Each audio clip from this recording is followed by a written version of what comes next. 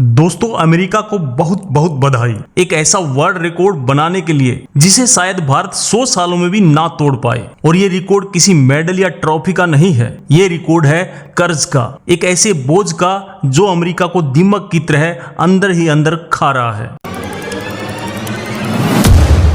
बंद दरवाजे के पीछे दुनिया के बड़े बड़े अर्थशास्त्री इसी पर चर्चा कर रहे हैं। चीन और रूस जैसे देश लगातार डॉलर से दूरी बना रहे हैं और सोने का भंडार बढ़ा रहे हैं। वो जानते हैं कि डॉलर का ये किला ज्यादा दिन टिकने वाला नहीं है। ये कहानी है डोनाल्ड ट्रंप के राज की, जहां अमेरिका ने कर्ज बढ़ाने की ऐसी रफ्तार पकड़ी है जो इतिहास में कभी नहीं देखी गई। सिर्फ 6 महीनों के अंदर अमेरिका का कर्ज $1.5 ट्रिलियन बढ़ गया है। ये वो रकम है जिसे भारत जैसे 5-6 देश खरीदे जा सकते हैं। ये गेम अब नेक्स्ट लेवल पर पहुंच चुका है। अब लड़ाई सिर्फ कर्ज कम करने की नहीं, बल्कि ये लड़ाई है दुनिया की अगली सुपर पावर कौन बनेगा। क्या ये भारत के लिए एक मौका है? तो क्या डोनाल्ड ट्रंप ने अमेरिका को धोखा दिया है? चुनाव से पहले वो वादा करके आए थे कि वो अमेरिकी कर्ज खत्म कर देंगे, सरकारी खर्चे कम कर देंगे, लेकिन हुआ इसका ठीक उल्टा। कर्ज कम होने के बजाय सुनामी की तरह आगे की ओर बढ़ रहा है। वो सीक्रेट जो अब खुल चुका है वो ये है कि अमेरिकी ड्रीम अब अमेरिकन डेबिट यानी अमेरिकी कर्ज बन चुका है। हर पैदा होने वाला अमेरिकी बच्चा आज लाखों डॉलर का कर्ज के साथ पैदा हो रहा है। ये सोचना भी चौंकाने वाला है, जो देश दुनिया को लोकतंत्र और आर्थिक मैनेजमेंट का पाठ पढ़ाता है वो खुद आर्थिक रूप से इतना गैर जिम्मेदार कैसे हो सकता है। असली सच ये है कि ट्रंप की आर्थिक नीतियां, जैसे कि अमीर लोगों के लिए टैक्स में कटौती और ट्रेड वार, इस कर्ज के विस्फोट के पीछे की वजह है। उन्होंने वादा किया था अमेरिका को ग्रेट बनाने का, लेकिन वो अमेरिका को कर्ज में डुबा रहे हैं। ये वो सच्चाई है जिसे दशकों से छिपाया जा रहा था। पहले के राष्ट्रपतियों ने भी कर्ज लिया, लेकिन ट्रंप के दौर में ये अनियंत्रित हो गया है। वो जानबूझकर ऐसी नीतियां बना रहे हैं जिससे कर्ज और ज्यादा बढ़ रहे हैं। लेकिन ये एक अनसुलझी पहेली है। एक देश कब तक उधार के पैसे पर अपनी बादशाहत कामयाब रख सकता है? इतिहास गवाह है,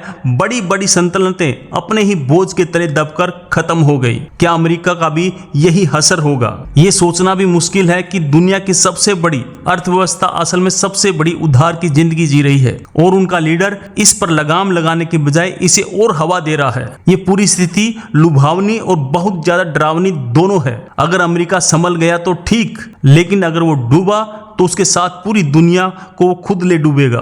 तो दोस्तों फाइनल रिवील ये है कि ये सिर्फ नंबरों का खेल नहीं है, ये एक सोची समझी रणनीति है। जब कोई देश कर्ज में डूबता है तो उसे कंट्रोल करना आसान हो जाता है। सवाल यह है कि अमेरिका को कौन कंट्रोल करना चाहता है। ये जानना आश्चर्यजनक है कि ट्रंप, जो खुद एक बहुत बड़े बिजनेसमैन हैं, वो इतनी सीधी सी बात को कैसे नहीं समझ पा रहे हैं, या फिर वो जानबूझकर अमेरिका को इस जाल में फंसा रहे हैं। ट्रंप का प्लान कुछ ऐसा है कि मैं अपने पड़ोसी से लड़ाई करूं, उसके पैसे छीनूंगा और अपना उधार चुका दूंगा। लेकिन दोस्तों वो ये भूल रहे हैं कि इस लड़ाई में उनका खुद का घर भी जल सकता है। लेकिन इसमें एक गुप्त रूप से अद्भुत अवसर भी छिपा है। जैसे जैसे अमेरिका कमजोर होगा, भारत जैसी उभरती हुई अर्थव्यवस्थाओं के लिए दुनिया में अपनी जगह बनाने का बहुत सुनहरा मौका मिलेगा। आपको एक और छिपी हुई सच्चाई बताता हूं। इस कर्ज को कम करने के लिए ट्रंप ने अपने दोस्त एलन मस्क और विवेक रामास्वामी के साथ मिलकर एक टीम बनाई, नाम रखा डोज, जिसका काम था सरकारी खर्चों में कटौती करना। लेकिन ये सब कुछ एक दिखावा निकला।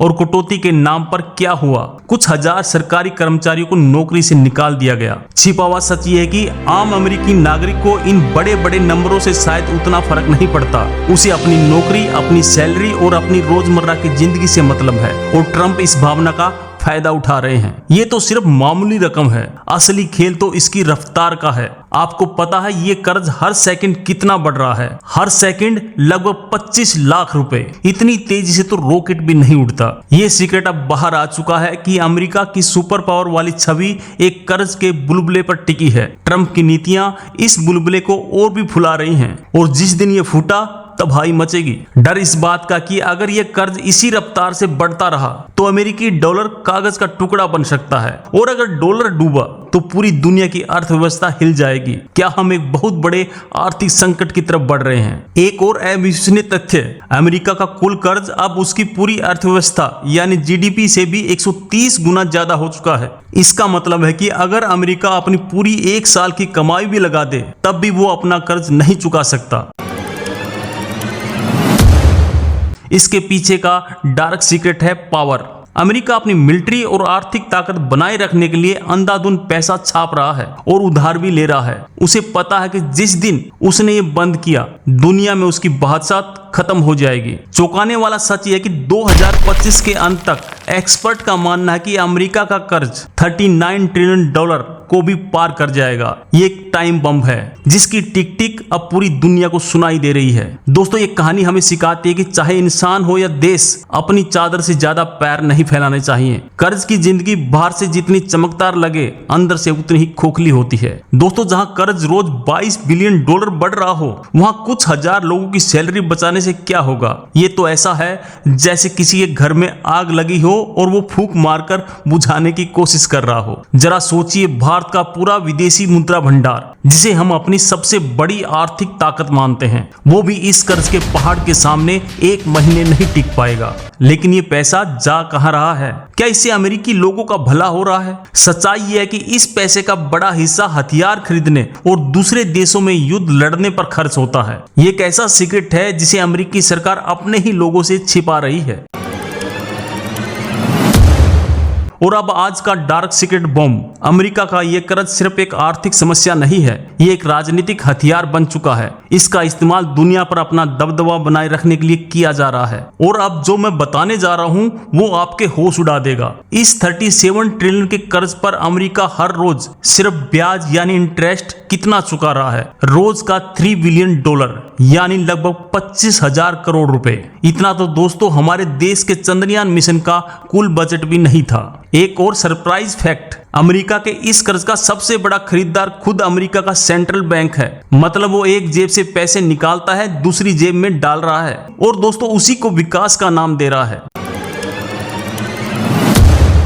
अमेरिका पर पहली बार चढ़ा है $37 ट्रिलियन का कर्ज। जी हां, 37,000 अरब डॉलर। ये रकम इतनी बड़ी है कि आप गिनते गिनते थक जाओगे। और शॉकिंग बात यह है कि दोस्तों इस तबाही के लिए कोई जिम्मेदारी लेने को तैयार नहीं। ट्रंप इसका ठीकरा बाइडेन पर फोड़ते हैं और डेमोक्रेटिक्स इसका पूरा ठीकरा ट्रंप पर। और इस लड़ाई के बीच अमेरिकी जनता और पूरी दुनिया पीस रही है। और सरप्राइज, आपको पता है भारत और चीन मिलकर भी अमेरिका के इस कर्ज को नहीं बचा सकते।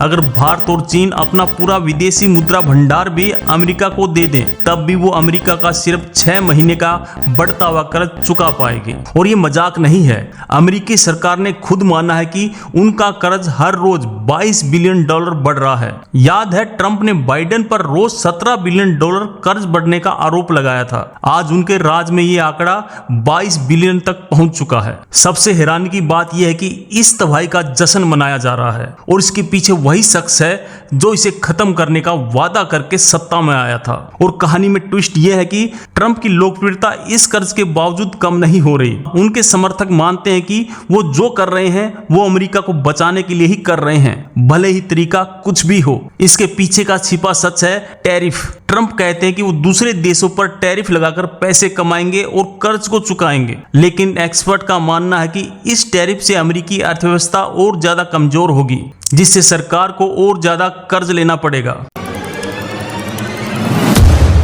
इसको ऐसे समझिए, हमारे देश में अगर कोई व्यक्ति अपनी कमाई से ज्यादा कर्ज ले ले तो उसका क्या हाल होता है? बैंक वाले घर तक आ जाते हैं। अमेरिकी पूरी दुनिया का बैंक है, लेकिन वो खुद सबसे बड़ा कर्जदार बन चुका है। आपको क्या लगता है, क्या डोनाल्ड ट्रंप अमेरिका को बचा रहे हैं या डुबो रहे हैं? क्या अमेरिका कभी इस $37 ट्रिलियन के चक्रव्यूह से बाहर निकल पाएगा और इसका भारत पर क्या असर पड़ेगा? कमेंट में अपनी राय जरूर दें। जय हिंद, जय भारत। बहुत बहुत धन्यवाद।